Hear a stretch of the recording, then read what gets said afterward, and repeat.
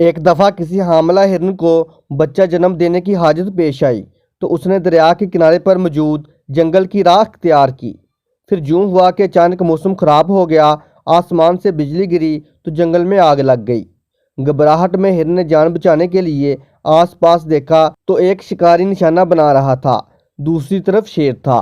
ہرن کو الجھن ہوئی کہ اس پھیلتی ہوئی آگ میں جل کر مرنا ہوگا یا دریا میں ڈوب کر جان دینی ہوگی، یا شکاری مار دے گا یا پھر شیر اپنی بھوک مٹانے کے لیے نوالا بنا لے گا۔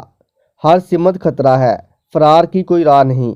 اس وقت ہرن کے اختیار میں جو تھا وہ کرنے کا فیصلہ کیا، یعنی پیدائش پر توجہ مرکوز کی۔ پھر ایسا ہوا کہ شکاری نے نشانہ لگایا تو آسمان پر بجلی چمکی، اس کی آنکھیں اچانک بند ہو گئیں اور تیر شیر کو جا لگا۔ زوردار مینہ برسا، جنگل میں پھیلتی آگ ایک دم بجھ گئی۔ ہرن کو اس کے خالق نے بچا لیا۔